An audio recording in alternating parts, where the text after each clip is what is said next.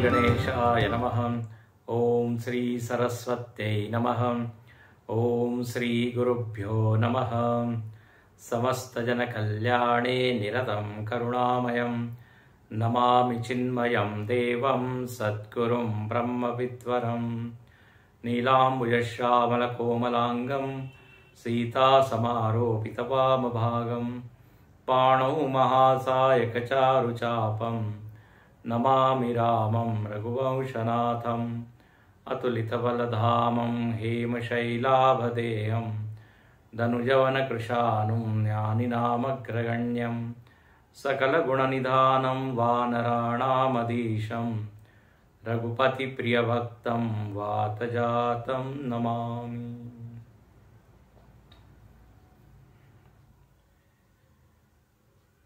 जड़ चेतन गुण दोषमय विश्व कीन करता संत हंस गुण गह पय परिहरि वारी विकार। इस सृष्टि को देखें तो यहाँ पर जड़ चेतन, गुण दोष, पाप पुण्य, धर्म अधर्म, सुख दुख, ऐसे अनेक द्वंद्व हैं। जगत का स्वभाव है द्वंद्वात्मक। संत लोग कहते हैं गह ही गुण, गुण गुण ले लेते हैं और विकारों को, दोषों को छोड़ देते हैं। जो हंस का गुण है वही संतों में होता है। इसीलिए संतों को परमहंस कहते हैं। देखिए, हंस तो केवल दूध और पानी का विवेक करता है, नीर क्षीर विवेक। लेकिन जो परमहंस संत लोग हैं वो तो सत असत का विवेक करते हैं, नित्य अनित्य का विवेक करते हैं। और केवल विवेक ही नहीं करते बल्कि उसमें जो सत है, जो अच्छा है, उसको ग्रहण कर लेते हैं। जैसे हंस जो है दूध को ले लेता है और परिहरि वारी विकार, वारी जो पानी है उसको छोड़ देता है। तो चूंकि संत गुणों को ही ग्रहण करता है तो उसके अंतःकरण में गुण ही गुण विराजते हैं। इसलिए आगे संतों के लिए एक लक्षण यहां गोस्वामी जी ने बताया है, गुणागार, गुण का घर, गुण का भंडार, सारे गुणों का आश्रय संत का अंतःकरण। यहां पे हम देख रहे हैं संतों ने अपने मन को सजाया है गुणों से। मन देखिए केवल डस्टबिन नहीं है, कचरा पेटी नहीं है कि इसमें केवल हम कचरा ही कचरा डालें। ये अंतःकरण एक खजाना भी हो सकता है जिसमें गुण रूपी कीमती धन हम रख सकते हैं। उस कारण से हमारे व्यक्तित्व की भी कीमत होती है और हमारे आसपास जो लोग हैं उनको भी सुख मिलता है। हमारे में गुण होंगे तो आसपास के लोग सुखी रहेंगे। हमारे में ईर्ष्या, द्वेष, निंदा, क्रोध, अहंकार ये सब रहेगा तो हम तो परेशान रहेंगे ही, अड़ोस पड़ोस वाले भी उसके परिणाम को भुगतेंगे। तो यहां पर लिखते हैं ये संत अचल अकिंचन सुचि सुख धामा अमित बोध अनीहमित भोगी सत्य सार कवि कोविद जोगी। यहाँ तक हम लोग देख चुके हैं। सत्यनिष्ठ होता है, क्रांतदर्शी होता है, वेत्ता होता है, बहुत सारे विषयों का ज्ञाता होता है, और योगी होता है। योगी का लक्षण गीता में बार बार बताया, संतुष्ट सततम योगी यतात्मा दृढ़ निश्चय। संतुष्ट सततम, सतत वो संतुष्ट है। योगी युंजीत सततम आत्मानं रहस्य स्थित, सतत अपने स्वरूप से जुड़ा हुआ है, कभी भी वो वहां से गिरता नहीं है। जैसे भगवान का एक नाम है अच्युत, जो अपने स्वरूप स्थिति से कभी नीचे नहीं आता। व्यवहार करते वक्त भी वह उसी स्वरूप में रहकर फिर व्यवहार करता है। सर्वथा वर्तमानोपि स योगी मयि वर्तते, मेरे में ही रहता है, भगवान कहते हैं। तो ऐसा ये योगी है। और इसके बाद एक लक्षण बताते हैं अगली पंक्ति में, कहते हैं सावधान मानद मदहीना, सावधान मानद मदहीना, धीर धर्म गति परम प्रवीणा, धीर धर्म गति परम प्रवीणा, सावधान मानद मदहीना, सावधान मानद मदहीना। कहते हैं सावधान, ये बड़ा अच्छा लक्षण है। सावधान, हर समय सतर्क रहता है।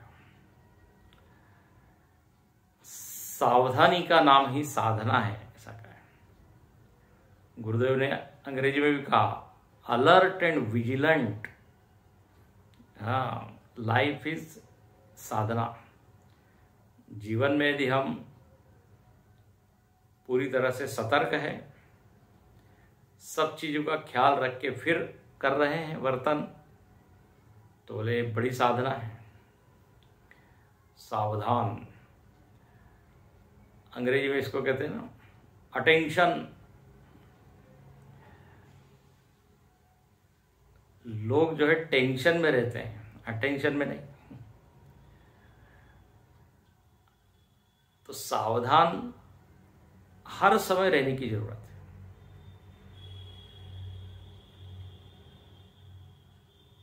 भगवान शंकराचार्य जी ने भजगोविंदम में एक श्लोक लिखा, प्राणायाम प्रत्याहारम नित्यानित्य विवेक विचारम जाप्य समाधि समाधि विधानम कुरु अवधानम महदवधानम भज गोविंदम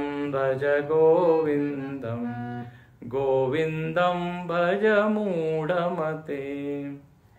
कहते हैं अवधान, सावधान, कुरु अवधानम, करो लेकिन सावधानी पूर्वक करो। क्या करें सावधानी पूर्वक? तो यहाँ पे साधनाओं की एक सूची दे दी गई। मतलब प्राणायाम यदि सावधानी से नहीं किया तो मन शांति नहीं होगी, बल्कि सिर दर्द होगा। प्राणायाम करने के लिए सावधानी चाहिए। कितनी देर वायु को रोक के रखना है, कितने समय में छोड़ना है, कितने समय में लेना है। तो कहते प्राणायाम करो लेकिन सावधानी पूर्वक।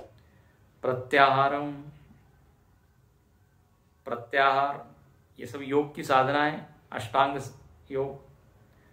और प्रत्याहार मतलब यहाँ संयम है, इंद्रियों का संयम, विवेक, जप करते समय सावधान, प्रमाद नहीं होना चाहिए, आलस्य नहीं होना चाहिए, एकाग्रता होनी चाहिए। और सबसे बड़ी बात, भगवान के प्रति प्रेम होना चाहिए, भाव होना चाहिए। यही सावधानी है। आलस्य नहीं होना चाहिए।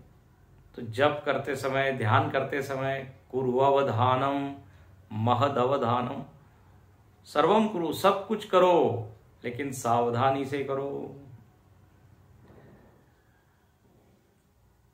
भगवान राम जब शबरी माता को नवधा भक्ति सुनाते हैं तो वहां पर भी क्या कहते हैं?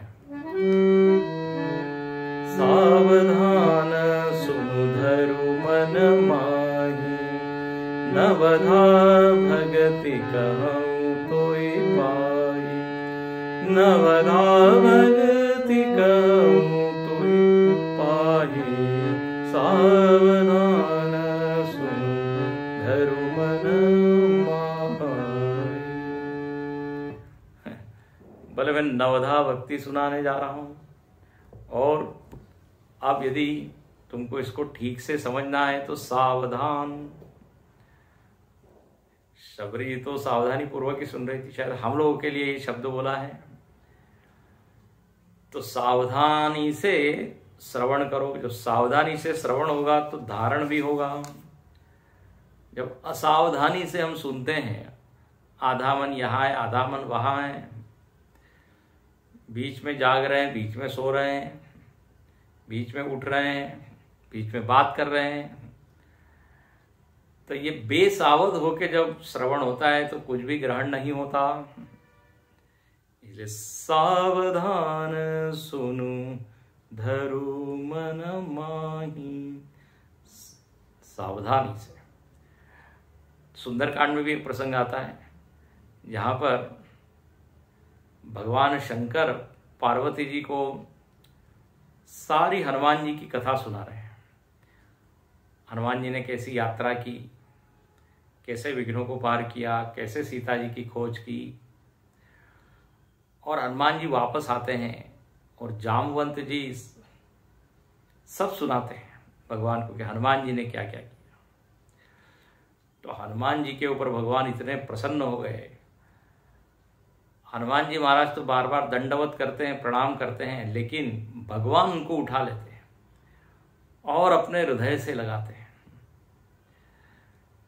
अब देखिए, उस समय का वर्णन है जब शंकर जी ये कथा सुना रहे थे तो 2 क्षण के लिए वो बिल्कुल भूल गए अपने आप, क्योंकि हनुमान जी और कोई नहीं, भगवान शंकर ही है। शंकर सुवन केसरी नंदनम, हम पढ़ते हैं ना, एकादश रुद्र है, महारुद्र है। तो जब राम जी ने हनुमान जी को गले लगाया, मतलब शिव जी को ही गले लगाया, तो शिव जी वो क्षण याद करके रोमांचित हो गए, भाव विभोर हो गए, और 2 क्षण के लिए कथा में ब्रेक हो गया। लेकिन फिर एकदम वहां क्या वर्णन है? सावधान, सावधान मन पुनि कर शंकर, लागे कन कथाति सुंदर, लागे कहन कथाति सुंदर, लागे कन कथाति सुंदर, सावधान मन करि पुनि शंकर। शिव जी जो है सावधान हो जाते हैं और कथा कहने लगते हैं। अरे बोले, यदि पूरी तरह भूल गया तो फिर पार्वती जी प्रतीक्षा ही करती रह जाएंगी, कब हम कथा शुरू करेंगे। तो सावधान, अचानक फिर देहभान को होता है। तो ये संत का एक लक्षण है, भगवान का भी लक्षण है। और ऐसा कहा है कि भगवान और भक्त में अंतर नहीं है। तस्मिन् तज्जने भेद अभावात्, नारद भक्ति सूत्र में एक सूत्र आता है कि भगवान और भक्त में काफी समानता है। भगवान के जो गुण है वो भगवान भक्त में आ जाते हैं, कि क्योंकि निरंतर भगवान का चिंतन वो करेगा तो नेचुरली, स्वाभाविक रूप से वो गुण अपने आप बिना प्रयत्न के उस भक्त में आ जाते हैं। तो भगवान जो है वो सावधान है, भक्त भी सावधान। भगवत गीता में वर्णन आता है कि ज्ञानी जो है बड़ा सावधान होता है। काम, क्रोध, लोभ इत्यादि आता है तो एकदम सावधान। ज्ञानिना नित्य वैरिणा, ज्ञानी का क्या है, ज्ञानिना नित्य वैरिणा, ज्ञानी के लिए काम, क्रोध इत्यादि जो है वो क्या वैरी है। देखता है शत्रु आ रहे हैं तो सावधान हो जाओ। हाँ, जैसे बॉर्डर पे जहां सैनिक लोग देखते हैं कि शत्रु लोग कुछ हलचल कर रहे हैं, कुछ मूवमेंट हो रही है, सावधान, एकदम सब लोग अटेंशन में। ऐसे ही जो ज्ञानी है, संत है, वो कहते हैं भीतर ये शत्रु हलचल कर रहे हैं, इनका मूवमेंट जरा बढ़ रहा है, क्रोध, ईर्ष्या, द्वेष, सावधान होना पड़ेगा। महाराष्ट्र में एक बड़े संत हुए, समर्थ रामदास स्वामी।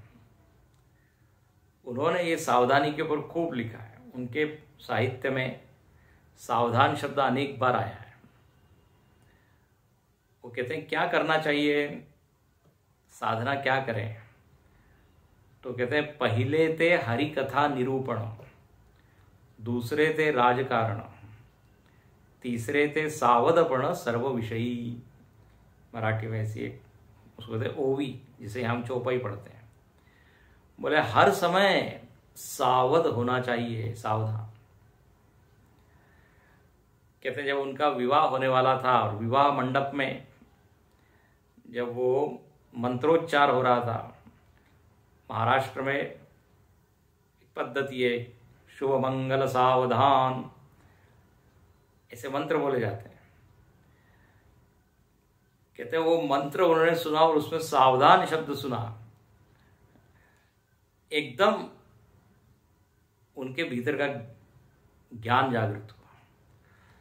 बोले अब मैं विवाह यदि कर लूंगा तो फिर तो संसारिक हो जाऊंगा, प्रापंचिक हो जाऊंगा, फिर साधन भजन हो नहीं पाएगा। तो बोले मानो कि भगवान ही मेरे को कह रहे हैं सावधान हो जाओ, यहां से भागो। और समर्थ रामदास स्वामी वहां से भाग गए। नासिक के पास एक जगह है टाकली, वहां आके उन्होंने 12 वर्ष तक भगवान श्री रामचंद्र की उपासना की। 13 अक्षरी मंत्र को 13 करोड़ बार उसका जप किया, श्री राम जय जय राम। तो सावधान, सावधान शब्द सुनने के कारण ही उनके जीवन में एकदम बदल आ गया। इसलिए बड़ा सुंदर ये शब्द है, जितना विचार किया जाए उतना कम है।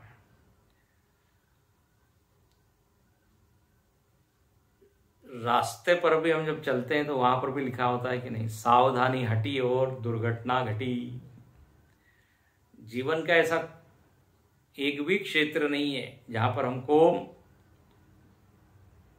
सावधानी की जरूरत ना हो। हर क्षेत्र में भोजन बना रहे हैं तो उसमें भी सावधान, कितना नमक डाल रहे हैं, कितना मिर्च डाल रहे हैं।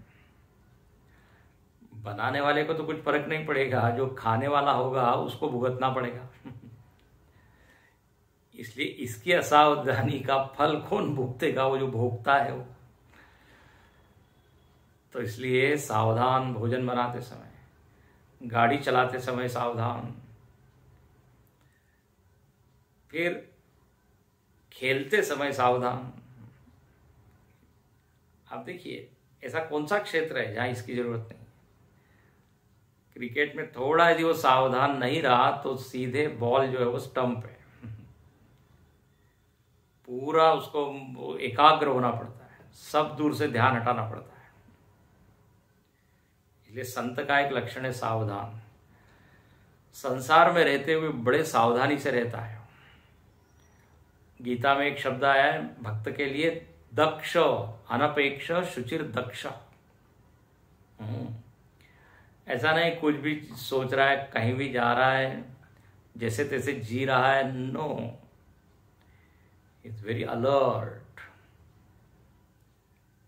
तो ये एक लक्षण हमको जीवन में लाना चाहिए। आजकल एक शब्द आता है माइंडफुलनेस। माइंडफुलनेस मतलब अपना माइंड फुल्ली वहां होना चाहिए जो आप काम कर रहे हैं, 100%, तब उसमें सफलता मिलती है। हाफ हार्टेडली करेंगे, आधा मन इधर आधा मन उधर, कहने के लिए हम कर रहे हैं लेकिन वो उसका कुछ परिणाम, फल कुछ सकारात्मक नहीं आता। अच्छा, साधकों को तो बहुत ज्यादा सावधानी की जरूरत है। गीता में जैसे कहा है कि यदा संवरते चायम कूर्मोंगानी व सर्वश। जैसे कछुआ जो है खतरे को भाप लेता है, खतरे को जान लेता है और एकदम सावधान हो जाता है और अपने सारे अंगों को समेट लेता है। बोले खतरा है। तो भगवान ने गीता में यही उदाहरण दिया। बोले साधक ऐसा ही करता है, इंद्रियों को समेट लेता है। जहां विषयों को देखता है और विषयों में आसक्त होने लगता है, थोड़ा सा उसको लगता है कि अब मैं इसमें जा रहा हूं, एकदम सतर्क हो जाता है। तो सावधान मानद मदहीना। अगला जो लक्षण है वो क्या है? मानद। मानद मतलब मानम ददाती, जो मान देता है, सम्मान देता है, जो मान की डिमांड नहीं करता, मांग नहीं करता, खुला दिल होता है उसका, उदार मन, बड़ा दिल। ये देखिए, सम्मान करने के लिए भी मन जरा बड़ा चाहिए। हाँ, जो अहंकारी व्यक्ति होता है वो, उसको लगता है वही बड़ा है, वो मान का हमेशा डिमांड करते रहता है। मुझको माला पहनाओ, मेरी पूजा करो। लेकिन जो नम्र व्यक्ति है, संत स्वभाव का है, वो सबको मान देता है, छोटे को भी मान देता है। विष्णु सहस्त्रनाम में भगवान का एक नाम ही है अमानी मानदो मान्य। और अभी जैसे मैंने कहा, भगवान और भक्त में अंतर नहीं होता। तो जो भगवान का गुण है वो भक्त में भी आ गया, संत में भी आ गया। अच्छा, मान देने में हमारा क्या खर्च होता है? मान देने से हम कभी भी छोटे नहीं होते, बल्कि ठीक उल्टे हो जाते हैं। उल्टे होते मतलब बड़े हो जाते हैं। देखिए, जगत में ऐसा है, जो आप देते हैं वही आपको मिलता है। प्रेम दिया तो प्रेम मिलेगा, आनंद दिया तो आनंद मिलेगा, मीठा बोला लोगों से तो हमको भी मीठा सुनने को मिलेगा। ये जगत मतलब प्रतिध्वनि है, पहले कई बार हम बता चुके हैं। एक संत से पूछा कि जीवन में सुख कैसे मिले? संत ने कहा, बस सुख देते रहो, अपने आप सुख मिलेगा। तो जो मान को देता है, सम्मान करता है, उसको सम्मान मिलता है। देखिए, प्रभु श्री रामचंद्र जी से अनेक लोगों ने पूछा कि आपने लंका पर विजय कैसे प्राप्त की, रावण को कैसे हराया? तो उन्होंने क्या कहा? बोले, वानर सेना थी, इनके कारण मैं पुल बना पाया और यहां तक पहुंच पाया। यदि ये नहीं होती तो। वो एक छोटी सी गिलहरी को भी उन्होंने सम्मान दिया, बोले इन्होंने भी कंट्रीब्यूट किया है। फिर कहा कि वशिष्ठ ऋषि के, विश्वामित्र जी के आशीर्वाद इस कार्य में बहुत काम आए हैं। ऐसे गुरुजनों के आशीर्वाद स्वरूप ही मैं ये अपने मिशन में सफल हो पाया, अपने ध्येय को प्राप्त कर पाया। माता पिता के आशीर्वाद थे, तो सब लोगों को उन्होंने मान दिया। रामायण पढ़िए आप। ये बड़े हृदय वाले व्यक्ति का ये स्वभाव होता है, डिमांडिंग नहीं होता, वो गिविंग, देते रहता है। वो एक दोहा बड़ा अच्छा आता है रामायण में, भगवान राम पेड़ के नीचे बैठे हैं और वानर लोग पेड़ के ऊपर। भगवान कहते हैं इन्होंने बड़ा काम किया, ये ऊपर बैठने के अधिकारी है। कृष्णावतार में भी आता है, एक दिन भगवान कृष्ण मक्खन का पूरा मटका लेके बाहर बैठ जाते हैं। यशोदा जी कहती है अरे अरे कहाँ ले जा रहे हो? बोले नहीं, आज कुछ मेहमान आने वाले हैं, उनको हमको खिलाना है। बोले कौन से मेहमान आने वाले? बोले थोड़ा इंतजार कीजिए, आ जाएंगे सब। थोड़ी देर के बाद यशोदा जी देखती है कि वानरों की एक लाइन बैठी हुई है और भगवान कृष्ण सबको खिला रहे हैं। ये क्या है?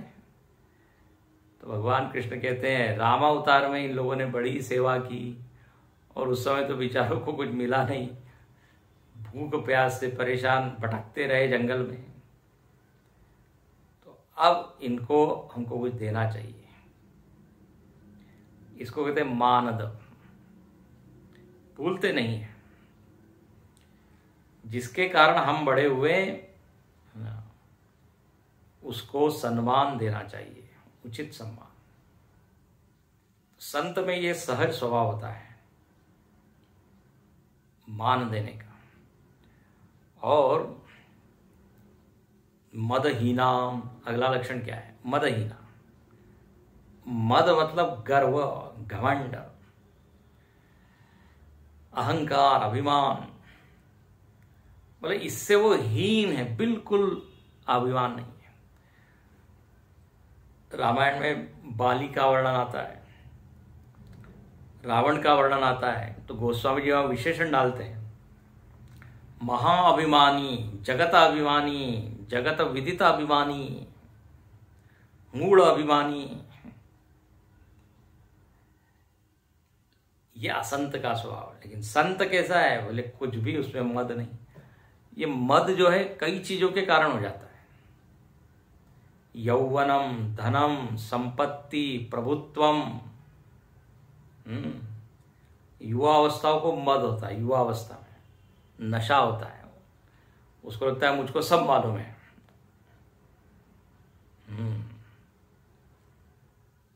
ऑल नोइंग, मैं सब कुछ जानता हूं।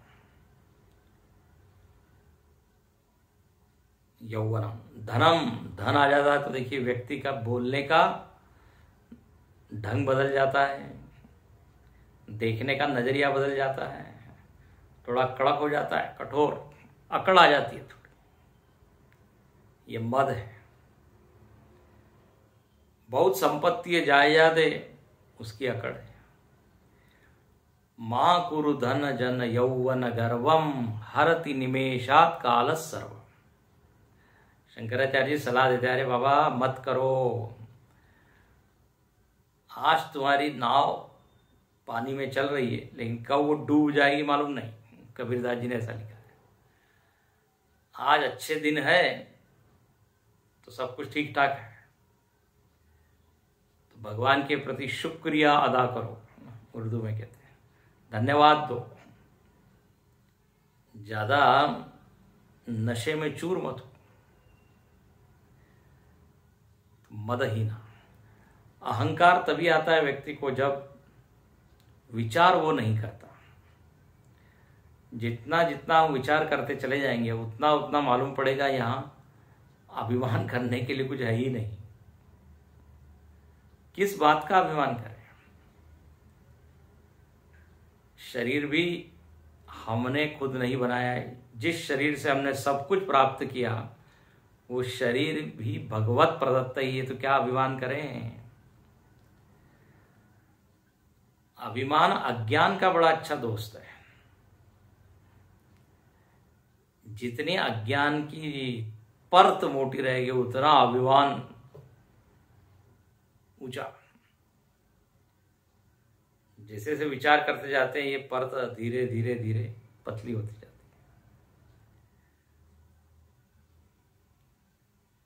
इसलिए यहां पर लिखते हैं कि मदहीन, निरहंकार। गीता में भगवान तो बार बार कहते हैं कि अहंकार मतलब क्या है, मूढ़ता है, मूर्खता है। अहम करोमि इति वृथाभिमान, हाँ मैं करता हूं, ये व्यर्थ का अभिमान है। हम जो भोजन करते हैं उसको पचाते हैं क्या? कुछ मालूम नहीं कैसे भोजन पच रहा है, कैसे रक्त संचार हो रहा है। एक एक क्रिया को आप देखेंगे तो मालूम पड़ेगा इसमें अपना कोई ज्यादा भूमिका नहीं है। ऋतु बदल रही है, पृथ्वी घूम रही है, सब कुछ चल रहा है। क्या अभिमान करें, किस बात का? मैंने इतना कमाया, उतना कमाया, मालूम नहीं कितने लोगों के हाथ उसमें लगे हैं, तब जाके एक चीज मिलती है। इसलिए संत एकदम डाउन टू अर्थ होता है। अविचार का भाई है ये अभिमान। तो संत कैसे विनम्र है, मदहीन, बार बार उनके उनमें कृतज्ञता ही आती रहती है। हरि कृपा, हरि कृपा, हरिशरणम, हरिशरणम।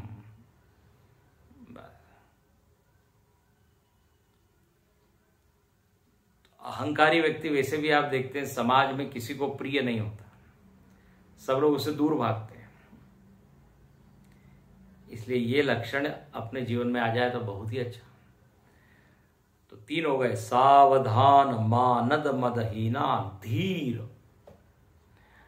संत का अगला लक्षण है धीर। ये धीर शब्द गीता में आता है, समदुःख सुखम धीरम सोमृतत्वाय कल्पते। बोले जो सुख दुख में सम है वो है धीर। धीर शब्द की परिभाषाएं बहुत है, अलग अलग प्रसंगों में उनकी अलग अलग परिभाषा। धीर मतलब धीमान, बुद्धिमान। गीता जी में शंकराचार्य जी धीर शब्द आता है तो वहां धीमान लिखते हैं, दूसरे अध्याय में आता है। तो धीरस्तत्र न मुह्यति। धीर मोहित नहीं होता, मतलब जो बुद्धिमान व्यक्ति है वो मोहित नहीं होता, धीमान। कालिदास जी ने धीर की परिभाषा लिखी है, आपको पहले भी हमने बताई है कि विषय सामने होते हुए भी, निमित्त सामने उत्पन्न होते हुए भी मन में विकार उत्पन्न नहीं होता। विकार हेतु सती, क्रोध आने के पूरे निमित्त है, बिल्कुल परिस्थिति बनी हुई है कि हम क्रोधित हो सकते हैं, लोभी हो सकते हैं, टेम्पटेशन। लेकिन जो वैसा नहीं होता बोले वो है धीर। विकार हेतु सती येषाम चेतांसि न विक्रियन्ते त एव धीरा। जिनका चित्त विकृत नहीं होता, विकार के हेतु निमित्त कारण उत्पन्न है। कई बार लोग कहते हैं ना, देखो तुम ज्यादा मत बोलो, ज्यादा मत बोलो, अब मुझको गुस्सा आ रहा है। मतलब गुस्से को प्रदीप्त करने के लिए, उद्दीप्त करने के लिए उद्दीपक सामने है। सामान्य व्यक्ति तो कर ही देता है, लेकिन जो संत स्वभाव वाला धीर, विकार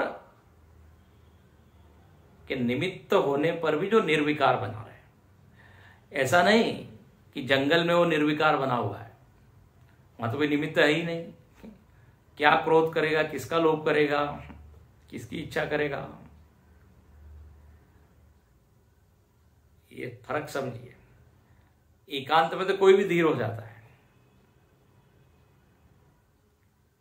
लेकिन सामने वाला उत्तेजित होकर बोल रहा है और फिर भी हम शांत बने रहे, ये धीर है। तो धीरम,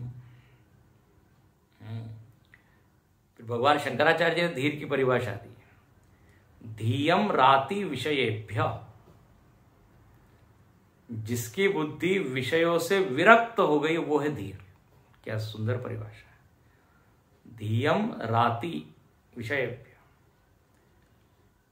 विषयों की ओर जिसकी बुद्धि चलती नहीं, भागती नहीं, प्रवृत्त नहीं होती, बस बोले वो है धीर। इसलिए कठोपनिषद में साधक के लिए अनेक बार धीर शब्द आया। कठोपनिषद आप देखिए, तो संत का ऐसा वर्णन है, धीर। आगे लिखते हैं, धर्म गति परम प्रवीणा, बोले धर्म की गति वो जानता है, धर्म का रहस्य वो जानता है। क्योंकि ऐसा लिखा है, गहना कर्मणो गति, धर्म की गति बड़ी गूढ़ होती है, सामान्य व्यक्ति को समझ में नहीं आता। धर्म है कि अधर्म है, कितना धर्म का पालन करे, कैसे धर्म का पालन करे, ये बड़ा गूढ़ विषय है धर्म। महाभारत में तो इसका खूब वर्णन है। गहना कर्मणो गति, तो बोले ये संत है, इसको धर्म के सारे रहस्य मालूम है। कितने प्रकार के धर्म है ये वो जानता है, सामान्य धर्म, विशेष धर्म, वर्णाश्रम धर्म, आपद धर्म, भागवत धर्म। अगली कक्षा में इसको देखेंगे। तो धर्म की गति वो जानता है। और परम प्रवीणा, हाँ, केवल धर्म के बारे में जानता है ऐसा ही नहीं, धर्माचरण करने में बड़ा कुशल है। हम लोग जो बोलते हैं ना, सत्यम वद धर्मम चर, केवल धर्मम वद नहीं, धर्मम चर। चर मतलब चलना, चलने नहीं, आचरण करना धर्मानुसार। तो वेदों ने यह आज्ञा दी है कि धर्म का केवल प्रवचन मत करो, धर्म पर भाषण मत दो, धर्मम चर, धर्मम कुरु। धर्म क्षेत्रे कुरुक्षेत्र, हाँ, कुरुक्षेत्र करना चाहिए।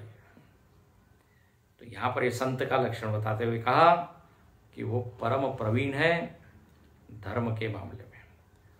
और अगले दोहे में भी वर्णन है संत का, गुणागार संसार दुख रहित विगत संदेह, तजि मम चरण सरोज प्रिय, तिन कहु देह न गेय।